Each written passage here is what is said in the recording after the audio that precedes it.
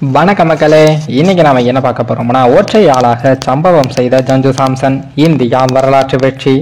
அதாவது இந்தியா அணிக்கு எதிரான கடைசி T20 போட்டியில் ஜிம்பாப்வே அணியானது படுதோல்வி அடைந்து இருக்காங்க. இந்த போட்டியில் 168 ரன்கள் என்ற இலக்கை எட்ட முடியாமல் ஜிம்பாப்வே அணியானது 125 ரன்களுக்கு ஆல் அவுட் ஆகி தோல்வி அடைஞ்சு இருக்காங்க.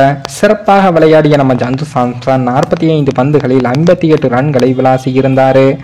இந்த போட்டியில் டாஸை வென்ற ஜிம்பாப்வே அணியின் கேப்டன் சிக்கந்தர் ராசா பவுலிங்கையும் தேர்வு செஞ்சாரு. இதன் பின் ஜெய்ஸ்வால் சுப்மன் கில் கூட்டணி தொடக்கம் கொடுத்தது. ஜிம்பாப்வே அணியில் முதல் ஓவரை வீச வந்த சிக்கந்தர் ராசா முதல் ஓவரின் முதல் பந்திலேயே ஜெய்ஸ்வால் சிக்ஸர் அடித்து அதிர்ச்சி கொடுத்தார்.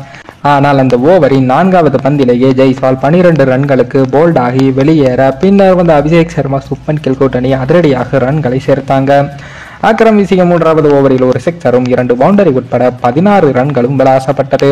ஆனால் அபிஷேக் சர்மா 14 ரன்களிலும் சுப்மன் கில் 13 ரன்களிலும் அடுத்தடுத்த ஓவர்களில் ஆட்டமிழந்து இருந்தாங்க. இதனால் இந்திய அணி 40 ரன்களுக்கு 3 விக்கெட்டுகளை பறிகொடுத்தது.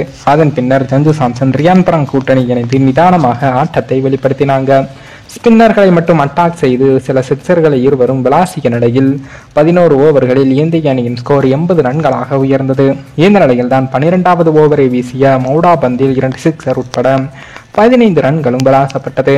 பின்னர் இருவரும் கியரை மாற்றி அதிரடிக்கு மாறினாங்க. நன்றாக ஆடிய ரியான் பராங் சிக்ஸர் அடிக்கும் முயற்சியில் 22 ரன்களில் ஆட்டமிழக்க பின்னர் சிவம் தூபே அவர்கள் களத்திற்கு வந்தாரு. மறுமுனையில் சிறப்பாக ஆடிய சஞ்சு சாம்சன் 39 பந்துகளில் அரை சதம் அடிக்க 17 ஓவர்களின் முடிவில் இந்திய அணியின் ஸ்கோர் 131 ரன்களாக இருந்தது. 18வது ஓவரில் சஞ்சு சாம்சன் 45 பந்துகளில் 58 ரன்களை எடுத்து வெளியேற 19வது ஓவரில் சிவம் தூபே 2 பவுண்டரி ஒரு சிக்ஸர் உட்பட 16 ரன்களையும் விளாசினார். ஆனால் கடைசி ஓவரின் முதல் பந்தில் சிவம் தூபே 26 ரன்களில் ரன் அவுட் ஆகி வெளியேற இறுதியாக 20 ஓவர்களில் இந்திய அணி 6 விக்கெட்டுகள் இழப்பிற்கு 167 ரன்களையும் குவித்தது. கடைசி நேரத்தில் வந்த ரிங்கு சிங் 10 பந்துகளில் 15 ரன்களையும் சேர்த்தாரு.